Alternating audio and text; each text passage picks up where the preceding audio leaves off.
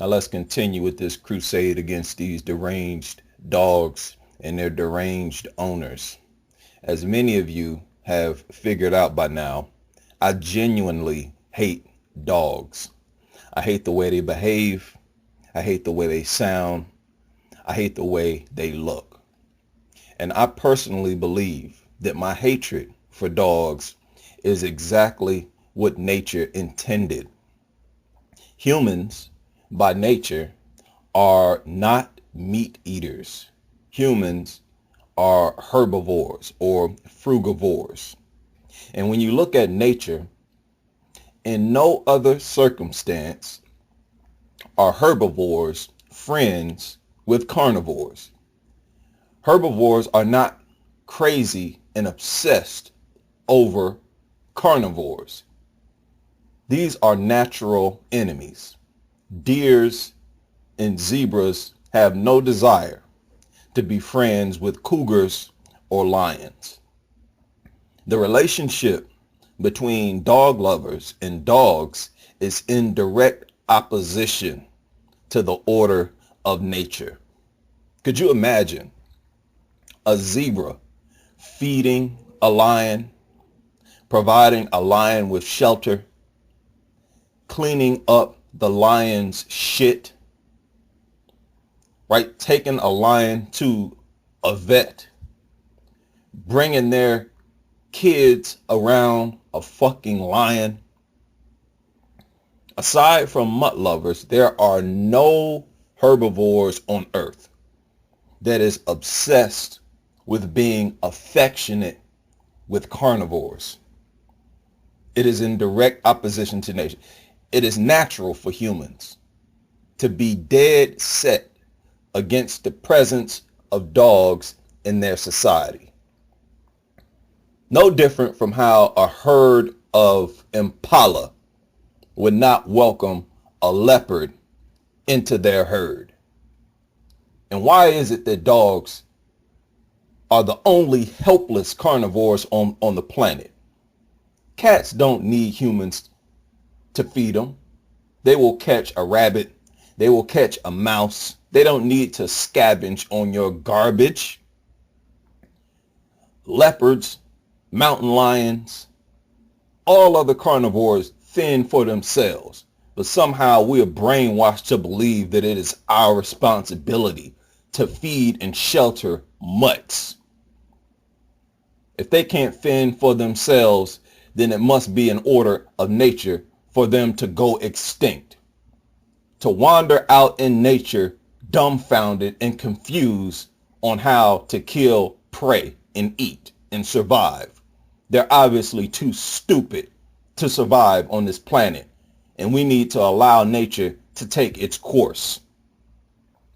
Whenever you go against nature, there will be consequences that threaten the health and safety of the herbivore, not the carnivore.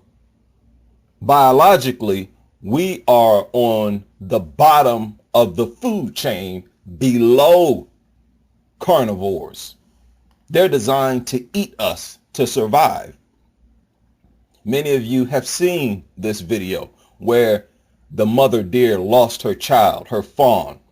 And when she found it, she actually found it with a cat and tolerated that cat for a long time. I believe she thought the cat at first was another herbivore, right? Because cats are not as aggressive or as dumb as mutts. And as soon as she spotted that mutt, she attacked it viciously. That dog was left laying on the ground, motionless, on sight. She didn't attack the cat until the cat sort of touched her face. Why does she attack the dog like that? Even other animals know that dogs are aggressive and dumb. And she decided to eliminate the possibility of an attack on her child. She did not care if that dog was friendly or not. She did not care if that dog was well trained or not. This is a natural, powerful instinct among herbivores, a powerful sense of protection for their young. But dog lovers do the exact opposite of what this deer did, right? Rather than somehow getting rid of the dog, right? Getting rid of the dog's presence in society, dog lovers invite dogs into their homes. Tell me this is not a backwards behavior directly against nature, and become affectionate with carnivores. Allow their children around them, right? Even lay their children on top of them, right next to them. Carnivores, brainless, unpredictable carnivores designed, built by nature with instincts to kill. And because this behavior goes directly against nature, humans end up paying a price for it. And that price is death. That price is injuries, many of which are severe and are against their own children and infants. Dog lovers are not even as intelligent as animals. After that deer neutralized that dog's physical abilities, her baby deer was now safe from that dog, 100%. But you cannot say the same for human children of mutt lovers. That is a clear gap in intelligence. Intelligence is not education. Many people confuse the two. Oh, you have a master's, you're intelligent. No, intelligence is how you use that education. It's about how you act or react in certain situations. Many people who have not even been to school, who don't know how to read, are highly intelligent, and they've used what they have to the best of their abilities. And many of them live more comfortably than peoples with doctorates. And the type of environment you create for yourself and especially for your children is a reflection of your intelligence, a direct reflection of your intelligence. So whereas the deer and other animals keep their living spaces free of carnivores, dog lovers do not. Right? Think about a lioness. When she is confronted in the wild by a male lion, she is usually submissive because the lion is too big, too powerful, too aggressive. If they have a fight, that lion is going to kill the lioness. But if she is confronted by a male lion fully grown in his prime, while she is alone with her small cubs, more often than not, she will not be submissive.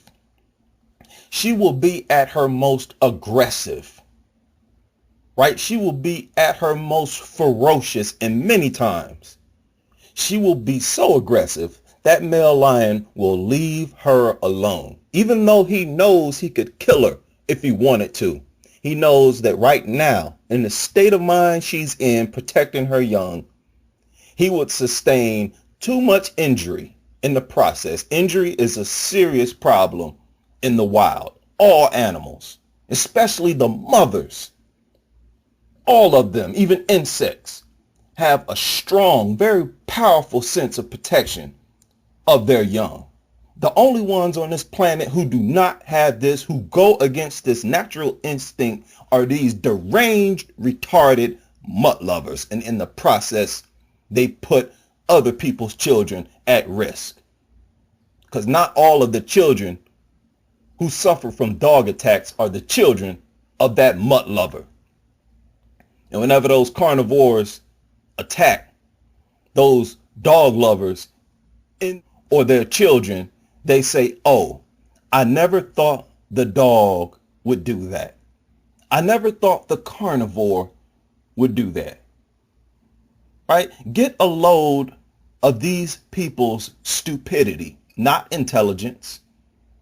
Humans are well aware that carnivores have natural instincts to kill, to attack, to hunt, yet they act dumbfounded when these mutts do exactly that. Then they turn around and continue to keep these dogs in their home, in their neighborhoods. We are bombarded with reports of dog attacks on everybody, including children and infants. Nothing changes these people's behavior. This is a backwards behavior. I am quite sure that deer that attacked that mutt was not exposed to as many incidents of dogs attacking baby deer or deer period as humans are exposed to reports of dogs attacking children. We have the internet. The deer does not. These dog lovers have been exposed to dozens, maybe hundreds of reports, and maybe have heard of situations personally where dogs have attacked people and children. And yet it does not change these mutt lovers' behavior. This is a backwards behavior. Right? I know that it is a wild animal with animal instincts, but I thought that after feeding it and letting it lick on my face, that it would naturally go away. Its instincts would just vanish. That is the mindset of these deranged mutt lovers. Completely backwards and against the order of nature. Which mammal shows more intelligence in this situation? The deer or the mutt lover? The lioness or the mutt lover? Do you think that deer or that lioness will bring their fawn or their cub in the dog's presence? Would lay their fawn or cub on that goddamn mutt? Without question, animals are more intelligent than dog lovers. Other herbivores and carnivores are more intelligent than dog lovers. Dog lovers are an embarrassment to the intelligence of humanity. They are even below primitive level when it comes to intelligence. Primitive level is on the level of animals. These people are not even as intelligent as animals. They are sub-primitive. Right? If you need to see an example of protective behavior from intelligent beings, you would get a more intelligent demonstration from animals than you would from dog lovers. This is an irrefutable fact.